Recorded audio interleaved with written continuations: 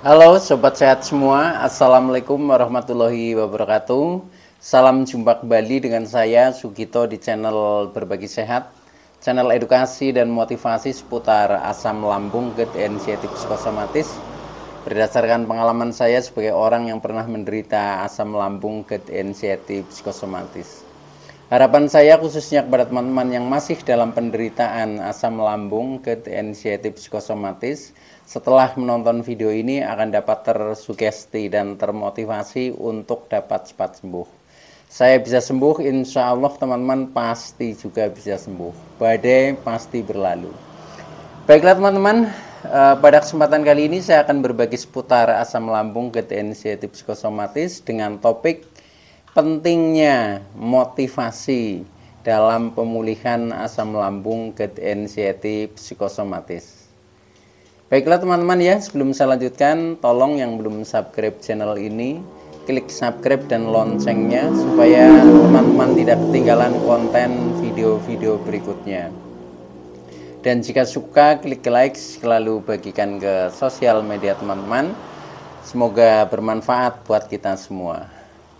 Baik, kita lanjutkan. Jadi topik kita kali ini adalah pentingnya motivasi atau pencerahan ya dalam pemulihan asam lambung, GERD, inisiatif psikosomatis agar cepat membaik. Nah, perlu kita sadari bahwa penderitaan asam lambung, GERD, inisiatif psikosomatis ya yang disebabkan oleh multifaktor ya, baik itu faktor fisik maupun faktor psikis atau kejiwaan ya, dengan sensasi yang sangat beragam mulai dari ujung rambut sampai dengan ujung kaki yang sering kita kenal dengan 1001 rasa sensasi ya. Memang harus kita tangani dengan bijak agar penderitaan asam lambung, GERD, inisiatif psikosomatis akan cepat membaik.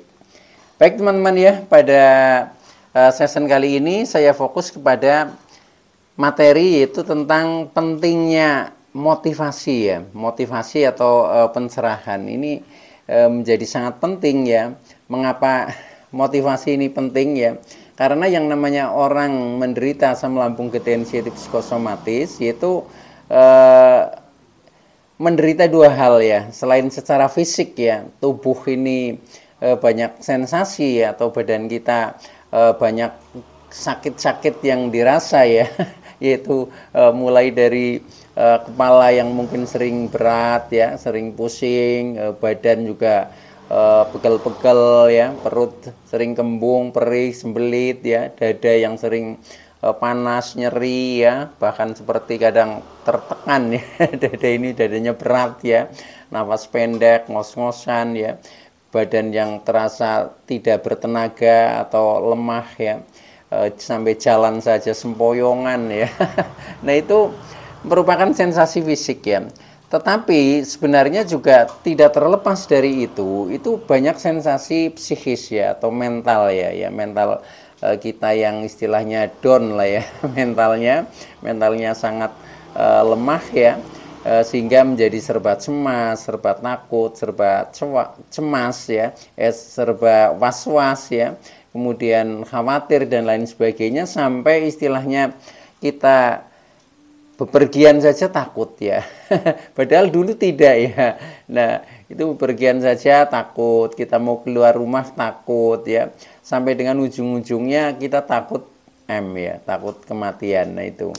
Nah, ini adalah kelemahan mental, teman-teman ya. Jadi mental kita memang menjadi down ya, menjadi mental kerupuk ya. Yang itu karena hantaman daripada beberapa sensasi itu yang menjadikan kita tidak percaya diri. Nah, maka dari itu untuk membangkitkan mental supaya menjadi lebih percaya diri ya, mentalnya menjadi kuat kembali, ini memang penting sekali, yaitu butuh pencerahan atau motivasi teman-teman ya. Nah, maka dari itu motivasi ini akan ikut berperan serta ya, berperan aktif bahkan ya di dalam proses pemulihan, sehingga akan menentukan cepat lambatnya penderita asam lambung, GERD, inisiatif psikosomatis untuk membaik ya, untuk sembuh. Ini juga tergantung juga terhadap seberapa besar motivasi yang kita miliki, entah itu motivasi yang dari dalam diri kita sendiri ya, maupun motivasi yang datangnya dari luar diri kita. Nah, itu harus kita sadari ya. Nah, maka dari itu saya ingin khusus ya pada session kali ini kita bahas tentang pentingnya motivasi. Nah, untuk itu tolong ya videonya ditonton sampai dengan selesai, jangan di skip ya supaya tidak gagal paham ya.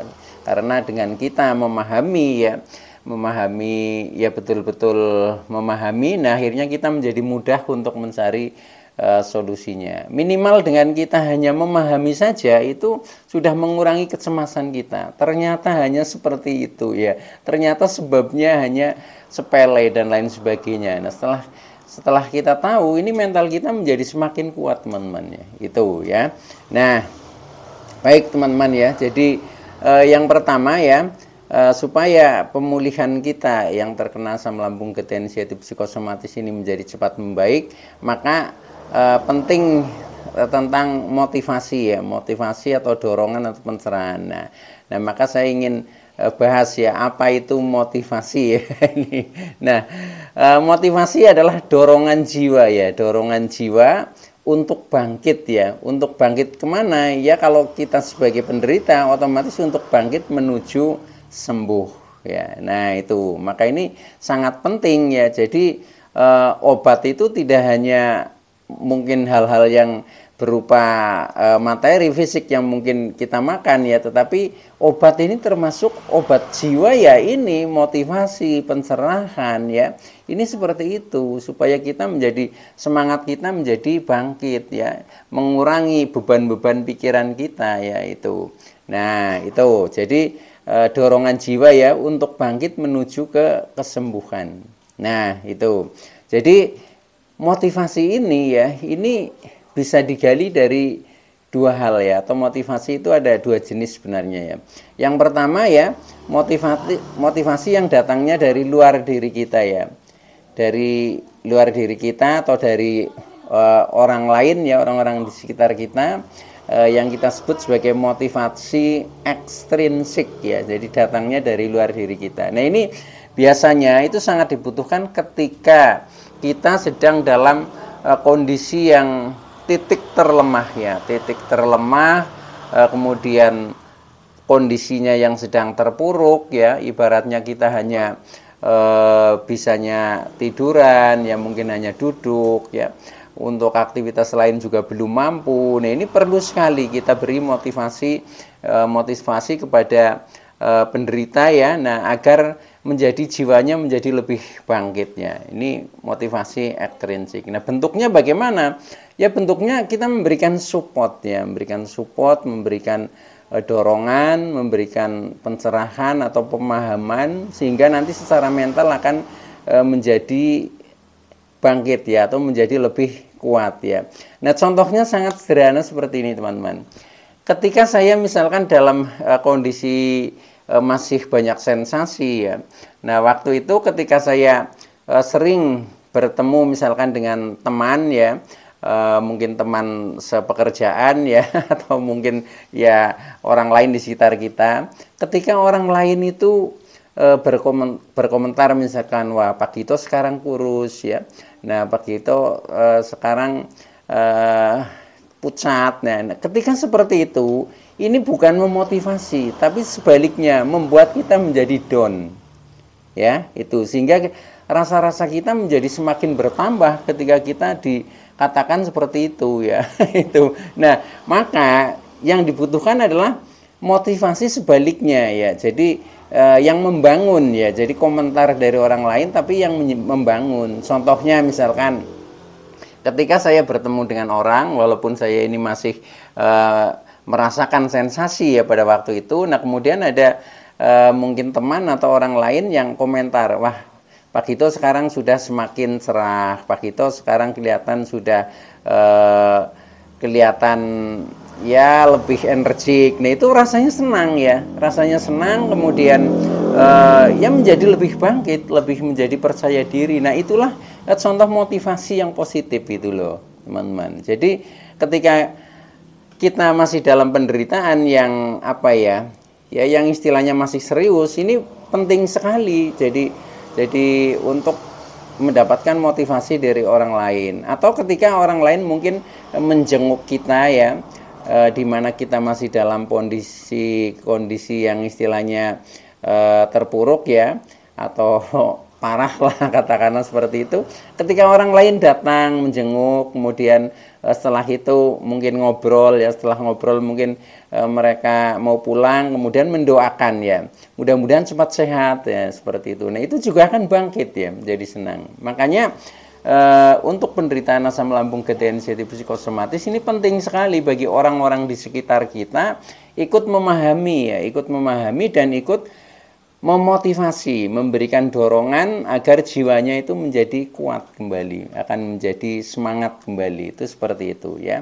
Nah maka dari itu dulu ketika saya masih dalam kondisi terpuruk ya, ketika saya mendapatkan informasi-informasi atau pencerahan tentang seputar asam lambung, anxiety psikosomatis, itu saya sampaikan ke keluarga saya ya, ke istri saya, ke anak saya, sehingga mereka menjadi ikut paham ya. Karena dengan ikut paham, nah akhirnya mereka menjadi bisa memahami tentang keadaan saya dan juga bisa ikut memotivasinya. Ternyata nggak apa-apa kok seperti itu. Nah misalkan seperti itu, kalimat-kalimat seperti itu tuh sangat berarti ya. Jadi kata-kata itu bisa istilahnya bernilai ajaib lah bagi penderita asam lambung anxiety psikosomatis. Karena apa? Karena psikosomatis yang disebabkan dari pikiran ya, terutama pikiran yang negatif ya.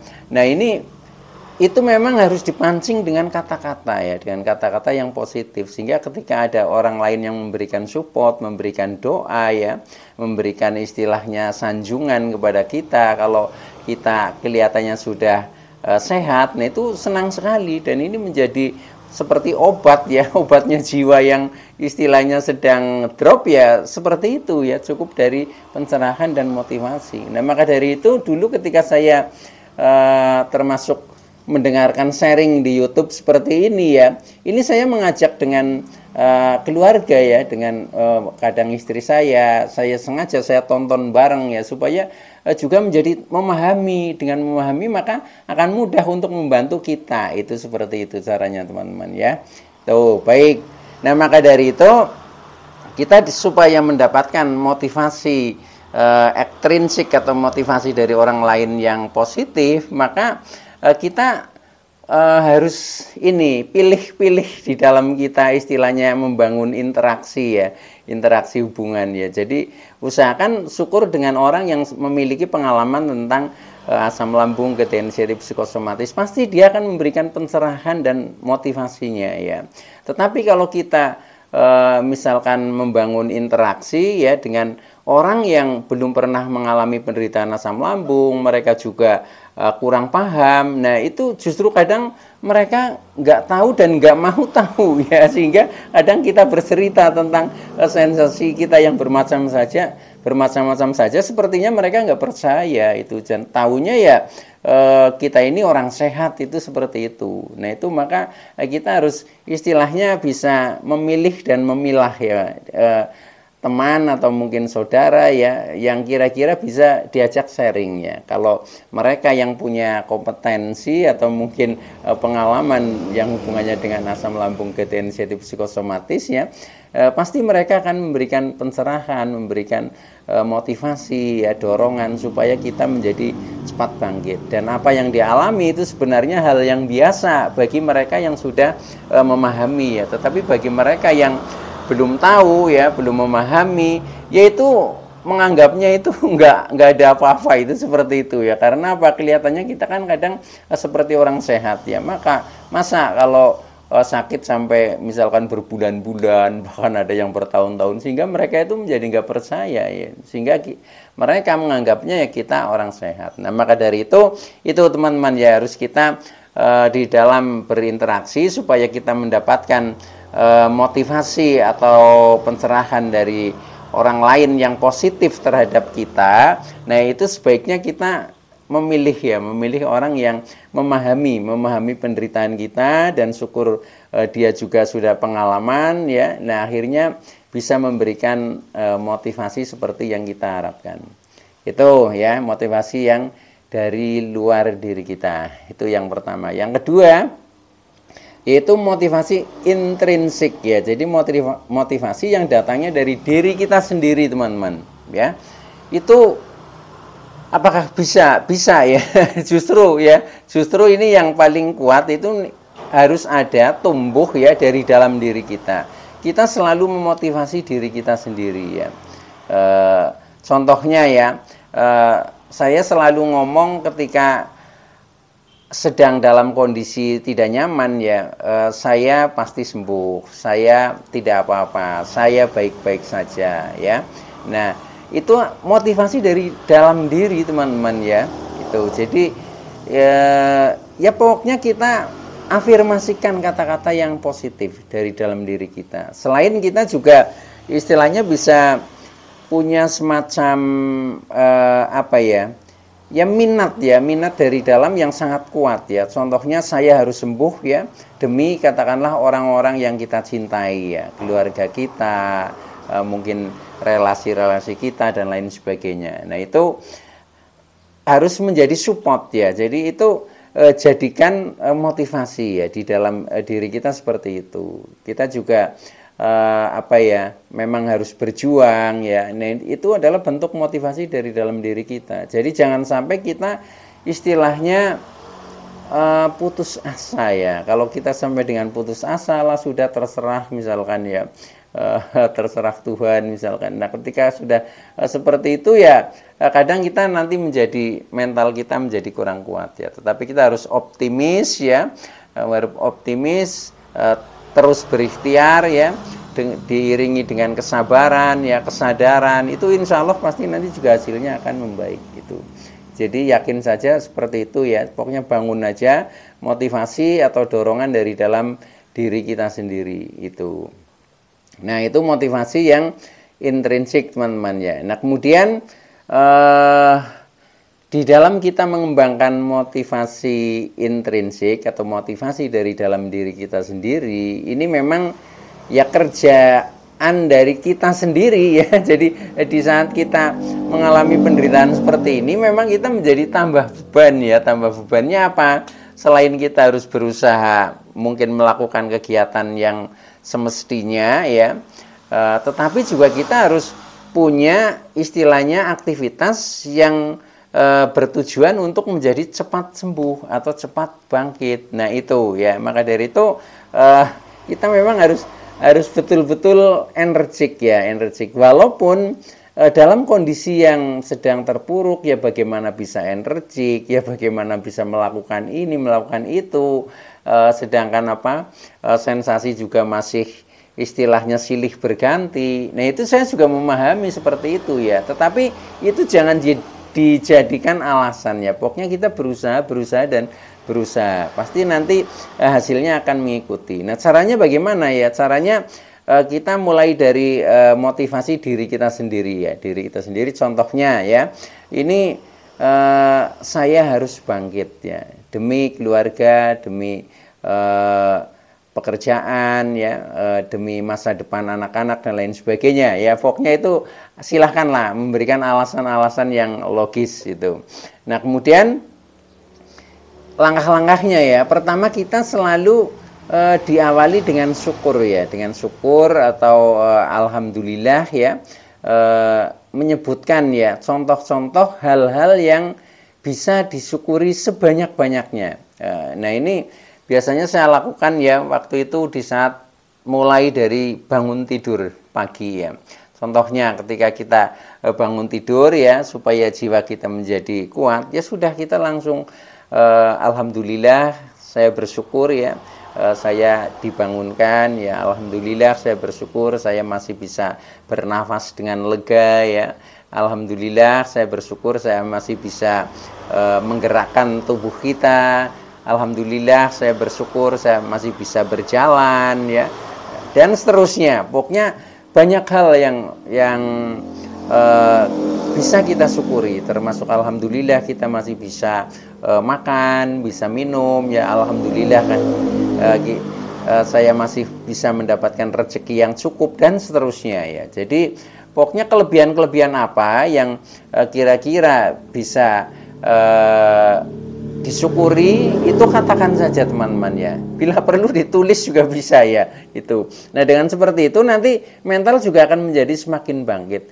Ternyata saya orang yang masih beruntung. Kesimpulannya seperti itu ya. Nah ketika dalam posisi saya beruntung ya, saya masih beruntung, itu pasti yang namanya jiwa itu akan menjadi kuat kembali teman-teman ya. Karena di posisi yang untung ya itu.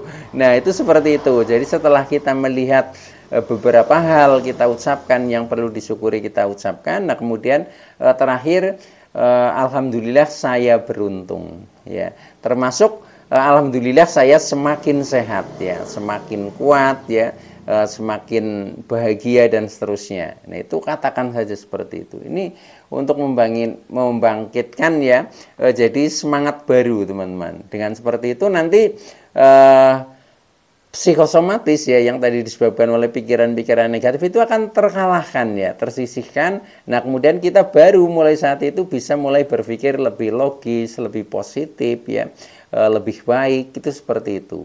Nah ini yang sebenarnya sangat penting ya. Cuma kadang ketika kita tidak mengawalinya dari diri kita sendiri ya kadang belum ada perubahan apa-apa teman-teman ya. Makanya jangan malas ya, pokoknya ya tip-tip yang saya sampaikan ini menurut pengalaman saya ini sangat membantu sekali, sehingga akhirnya saya menjadi sembuh ya, sampai dengan sekarang bisa berkomunikasi dengan teman-teman, bisa memberikan motivasi ya, berkat dari perjalanan yang seperti itu teman-teman ya. Tuh. Nah itu ya caranya. Nah kemudian cara yang lain lagi, ucapkan ini jargon atau semboyan ya, atau moto ya, tentang kesehatan yang berhubungan dengan diri kita. Contohnya ya, asam lambung tidak berbahaya, asam lambung semua orang punya, asam lambung tidak apa-apa, saya baik-baik saja, saya pasti bisa, dan seterusnya ya. Nah itu juga akan membangun mental juga ya. Itu namanya afirmasi positif juga ya. Itu termasuk ya, kita selalu afirmasi positif. Misalkan kita masih dalam keraguan-raguan ya. Keraguan-raguan contohnya misalkan kita ragu untuk melakukan aktivitas contoh keluar rumah ya. Nah waktu itu ini saya contohkan ya, ketika saya mau berangkat bekerja tetapi sensasi itu masih banyak ya. Nah itu di saat saya sudah ini di kendaraan ya, itu belum jalan ya kendaraan itu ya. Kemudian saya afirmasikan dulu ya. Ya bismillah lah ya, bismillahirrahmanirrahim ya. Nah saya berniat untuk istilahnya bekerja ya, mudah-mudahan diberi kekuatan ya, dan alhamdulillah saya semakin kuat, semakin sehat, saya tidak apa-apa, saya pasti bisa. Nah baru setelah itu kemudian berangkat. Nah di perjalanan pun ya masih afirmasikan dengan doa-doa, bahkan sambil jalan itu sering sambil berzikir ya, bertahlil dan seterusnya itu. Nah itu untuk menguatkan mental itu memang caranya seperti itu teman-teman.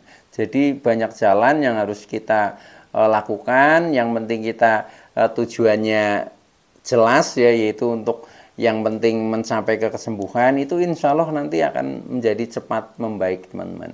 Jadi jangan istilahnya berkecil hati, apalagi putus asa, itu jangan ya. Pokoknya pasti akan membaik kok teman-teman. Yang penting kita tetap semangat ya, tetap semangat, tetap terus berusaha ya.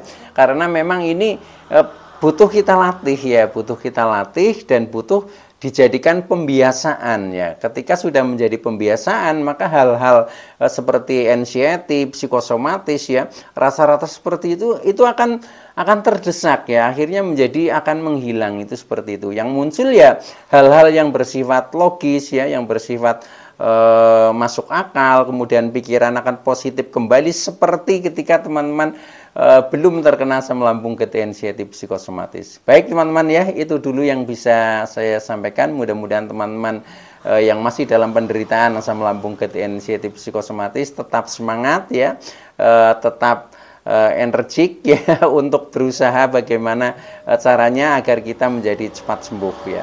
Nah Mudah-mudahan teman-teman semua cepat sembuh ya. Saya bisa sembuh, insya Allah teman-teman pasti juga bisa sembuh. Badai pasti berlalu. Oke, terima kasih. Wassalamualaikum warahmatullahi wabarakatuh.